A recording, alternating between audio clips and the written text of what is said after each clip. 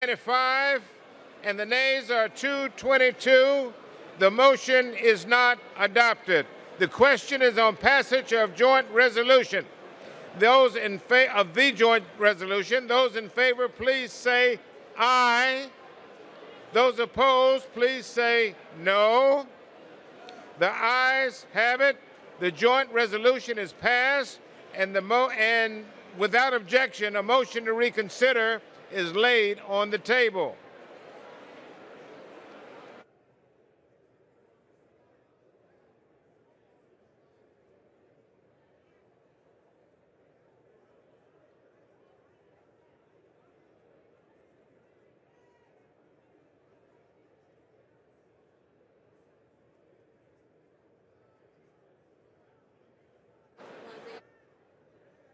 Pursuant to Clause 8 of Rule 20, the unfinished business is the question of agreeing to the Speaker's approval of the journal, which the Chair will put de novo. The question is on agreeing to the Speaker's approval of the journal. Those in favor say aye.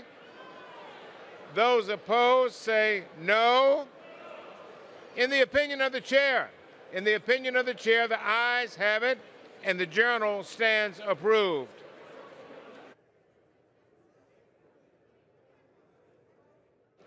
The House will be in order. For what purpose does the gentleman from Virginia seek to be recognized? Mr. Speaker, point of parliamentary inquiry. Could the Speaker inform us as to what the privileged motion is? There's nothing pending at this time. There's nothing pending at this time. Could the further parliamentary inquiry? And please state it. Could the Speaker inform us as to what the parliamentary motion, the privileged motion was that was previously referenced just a couple of minutes ago that was to be taken up immediately, for which we heard no vote?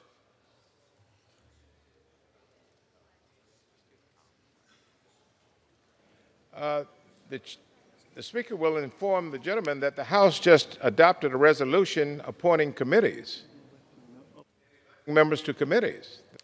Resolution by the gentleman from New York. I appreciate the answer, Mr. Speaker. Thank you very much. That's illuminating. Further parliamentary inquiry. Parliamentary inquiry. Can the Speaker advise me as to why the gentleman from Kentucky, Mr. Guthrie, was not recognized to call for the ayes and nays on the previous question related to the continuing resolution? I can address the Speaker for that purpose. Hear any request for the ayes.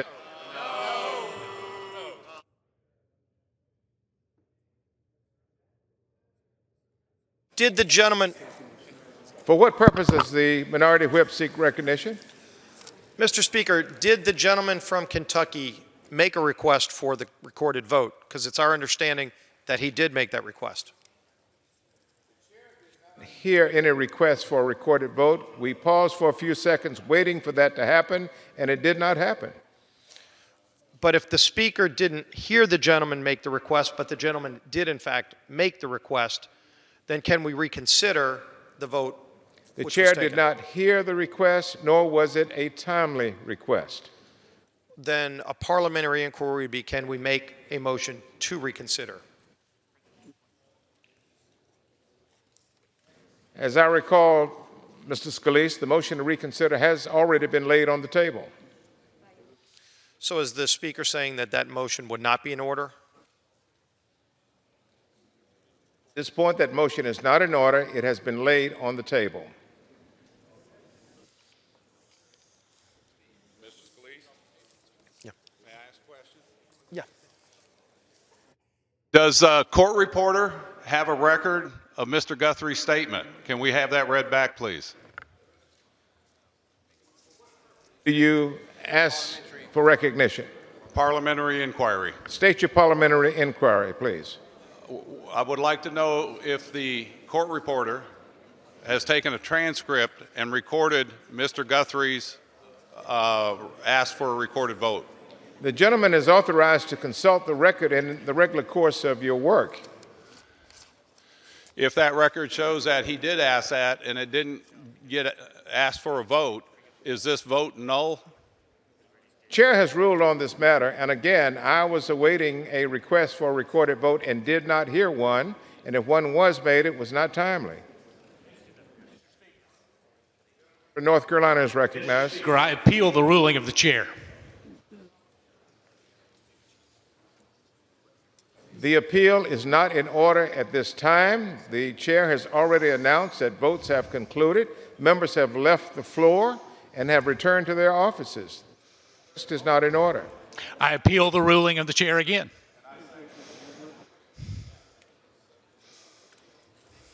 There's no appeal available in these proceedings at this time under these circumstances.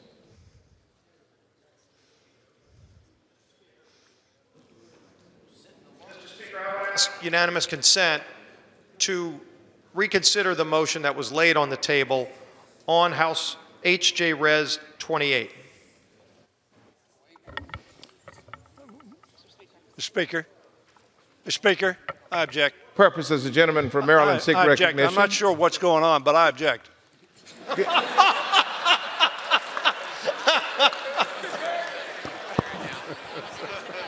What's the deal here? It's done. The objection is heard. For you. Purposes, the gentleman from Louisiana seek recognition. Mr. Speaker, I'm not sure if that's a formal objection the way it was stated, but I would ask a parliamentary inquiry. Parliamentary inquiry. Is there any formal motion that would be in order that would allow reconsideration of the vote on H.J. Res. 28? Mr. Scalise, such a request could be achieved by unanimous consent. Well, then, Mr. Speaker, is there any procedural motion that doesn't require unanimous consent that would be in order to request the chair to reconsider H.J. Res. 28?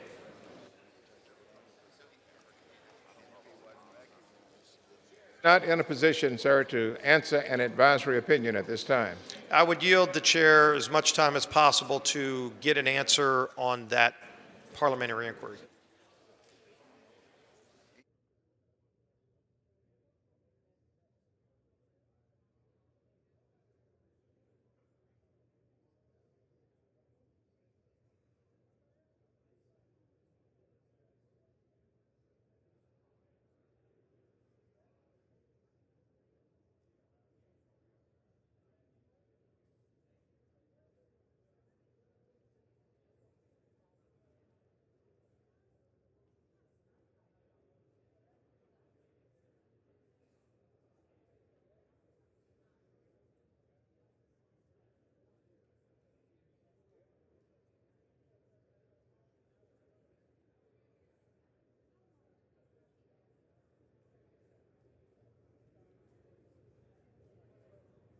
Seek recognition.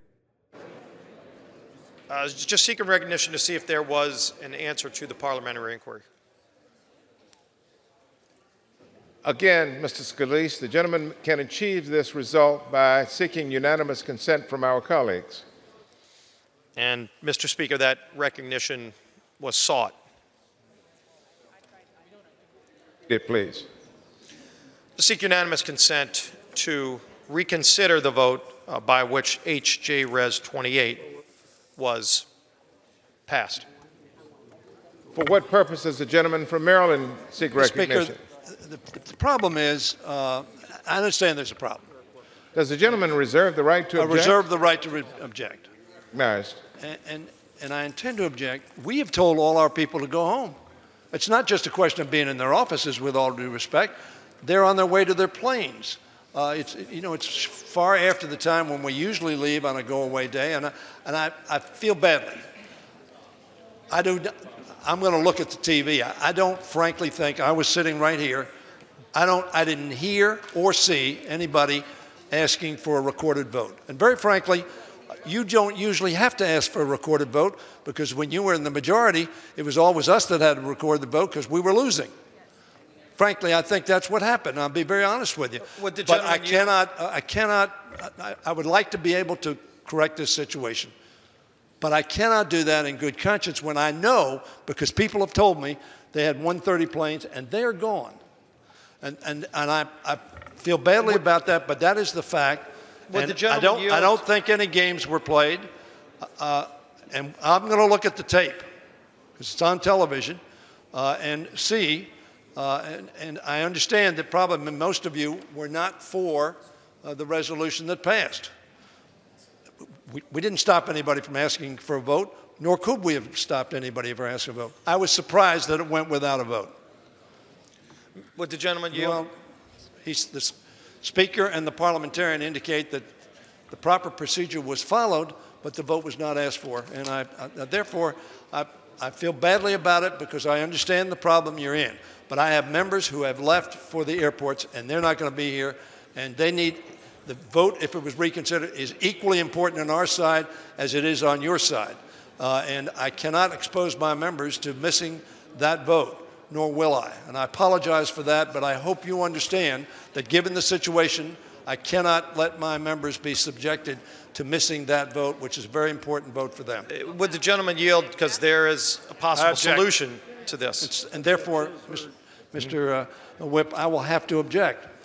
But would the gentleman yield? I will my objection is heard. Objection is heard. I will be glad. I ask unanimous consent to speak out of order for 1 minute. Is recognized. I yield to my friend, the Minority Whip. And I appreciate the gentleman yielding, and I appreciate the fact that now there are a lot of members who have left the chamber, but at the same time, the gentleman from Kentucky did stand and ask for a recorded vote. Whether or not that was heard or not, we'll obviously have to watch the tape, but it's an important piece of legislation that members, I'm sure from both parties, would like to be recorded on, not just to have a voice vote, which we oppose to because it didn't reopen the government with border security, and obviously we're in the middle of negotiations that we're trying to resolve on that. However, there would be a motion that I believe, Mr. Speaker, would be in order that would resolve this for the time being while we make sure that everybody's got the opportunity to be back for the vote, and that would be to ask unanimous consent to vacate the previous vote and postpone reconsideration until we return next week. Would the gentleman be the open right to to that? object. The gentleman from Maryland is recognized on his time. This is a very critical vote. The government is shut down. We think the government should not be shut down. So do we.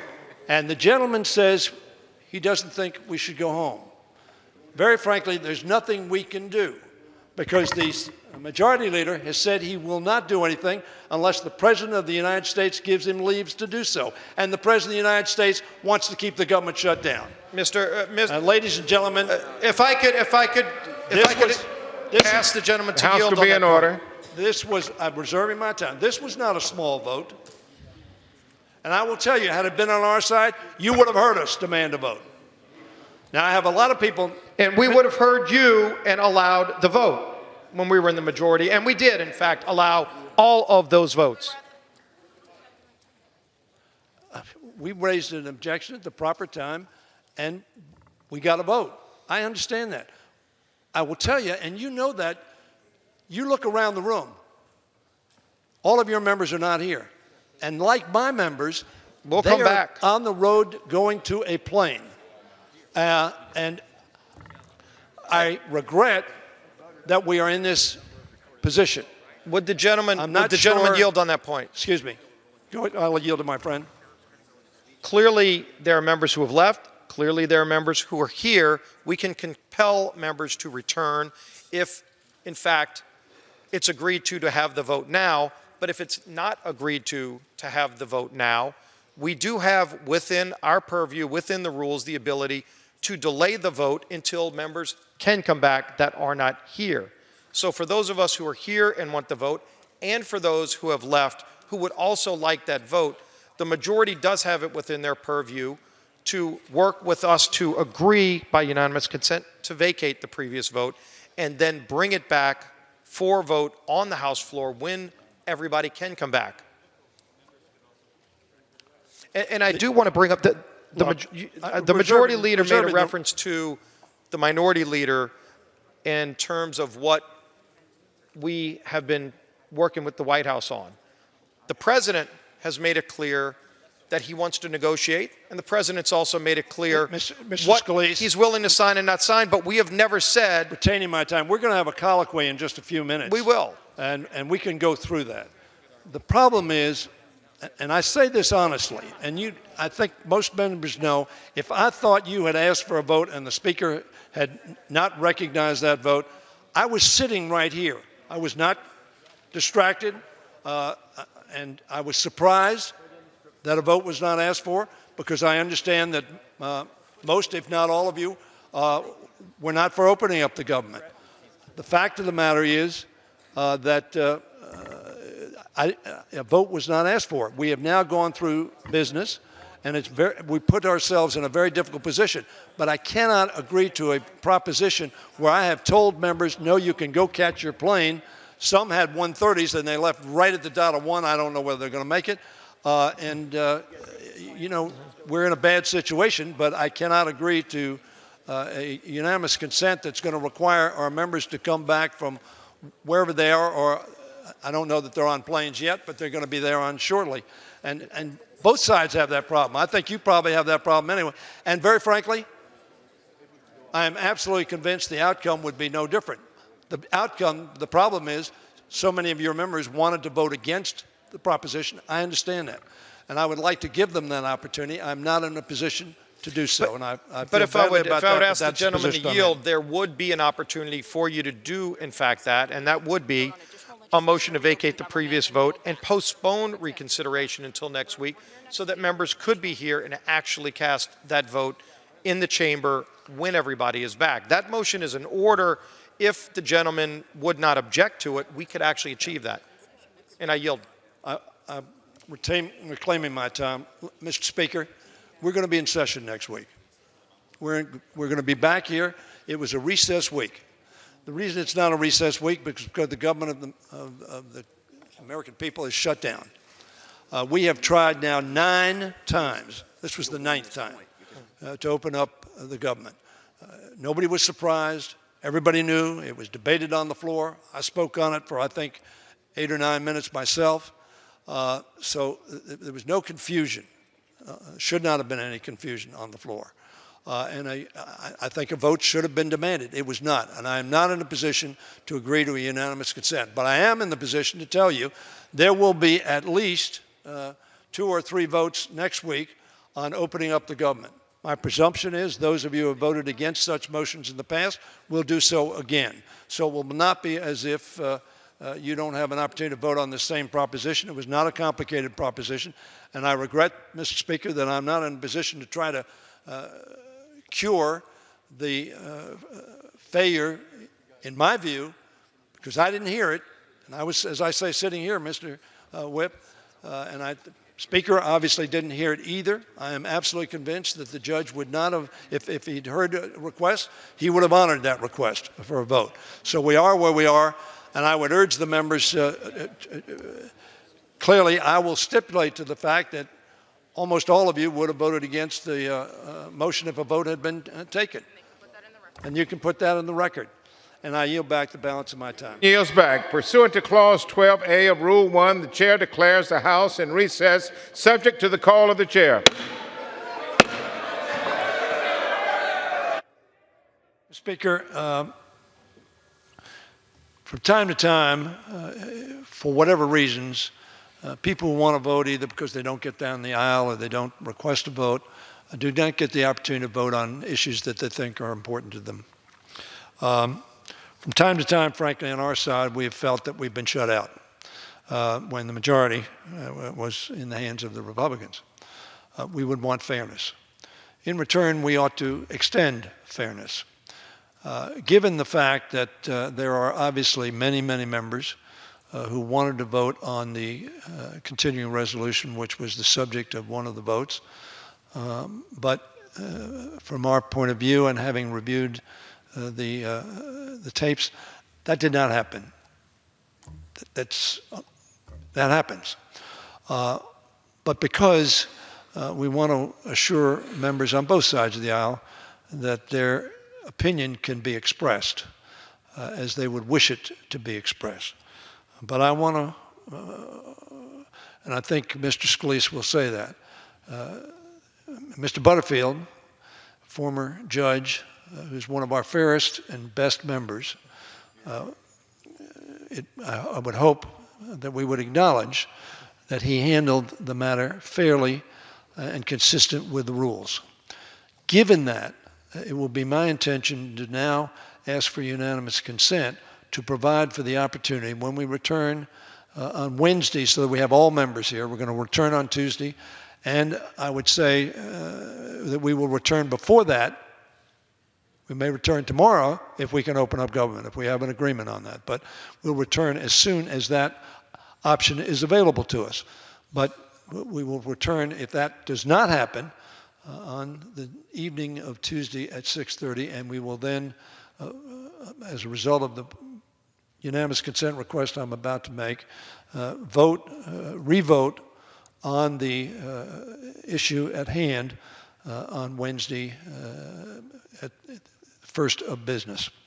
Therefore, Mr. Speaker, I ask unanimous consent to vacate proceedings by which House Joint Resolution 28 was passed, and the motion reads considered laid upon the table, to the end that the chair put the question on passage of House Joint Resolution 28 de novo, and further that if recorded votes or the yeas and nays are ordered, in other words, requested, on the question of passage of House Joint Resolution 28, further proceedings may be postponed through the legislative day of January 23rd, 2019, as though under Clause 8 of Rule 20. Again, Mr. Speaker, that will have the effect of allowing a revote on the resolution so that my Republican colleagues can reflect their view on whether that message ought to pass or whether it ought to fail. And Mr. Speaker, I reserve the right to object. Is there an objection? I reserve the right to object. Gentleman is recognized. Mr. Scalise. Thank you, Mr. Speaker. I first want to thank the gentleman from Maryland for working with us, and I especially want to thank the gentleman from North Carolina, Mr. Butterfield, for his fairness. Obviously, emotions ran high as the vote was moved through without a recorded vote, and for our members who want that recorded vote, maybe on both sides that want a recorded vote, I made parliamentary inquiries to the chair. I made motions as well. Some were in order, some were out of order, but every request I made of the Speaker to provide that direction on what was in order for motions to make, the Speaker was incredibly fair in those deliberations, and I want to thank the gentleman from North Carolina for that fairness. I'm glad I never had to go before you as a judge and in those days, but I respect your friendship and your fairness as well as the fairness to the gentleman from Maryland. I do recall a number of occasions when we were in the majority where there were times where maybe a member wasn't recorded on a vote. They might have just gotten in as the vote was closed and wanted to have reconsideration, and after conversation, it's always the right thing to do to make sure that these proceedings go in accordance with the requests of the members to be recorded. Whether we win or lose, maybe over the weekend I'll have the opportunity to whip some more votes and we might prevail, Mr. Leader, but at least to have that opportunity to vote. Don't say that too strongly, lest I withdraw. Yeah, I don't want to get too carried away, but I appreciate that we were able to resolve this. And again, I know tensions got a little heated because these are important issues. We want to get a resolution to get the government back opened. Obviously, we have some disagreement over the border security component of these negotiations, and we'll keep these negotiations going forward and hopefully get a resolution as quickly as possible. But in the meantime, to be able to get that recorded vote on HJ Res 28 when we return and all members return, I think is the right thing to do. And I commend the Majority Leader as well as the Speaker for providing that opportunity. And with that, Mr. Speaker, I withdraw my objection. Mr. Speaker, before I end, we have just been through a very difficult week in which one of our members was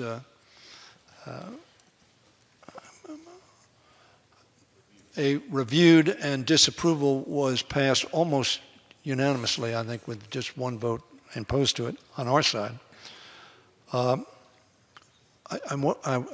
must mention I don't want any argument, or I don't think we need to debate on this, but unfortunately, at a height I know of a lot of emotion, one of our members, a respected member of our caucus, Tony Cardenas, was met with who is, by the way, from California, who was met with a call from the other side of the aisle to return to Puerto Rico.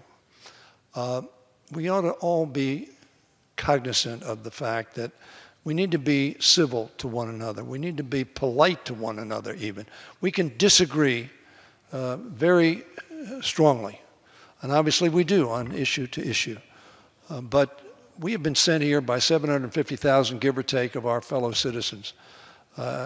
And I respect all of you for having been selected by 750,000 people. I may disagree with them on selecting the policies that you pursue, obviously I understand. But I would hope that we could refrain from any implications which have any undertones of prejudice or racism or any kind of ism that would diminish the character and integrity of one of our fellow members. And I yield back the balance of my time. The reservation is withdrawn without objection. It is so ordered. Pursuant to the order of the House of today, the question is on passage of House Joint Resolution 28. Those in favor say aye. Aye. Those opposed say no. No.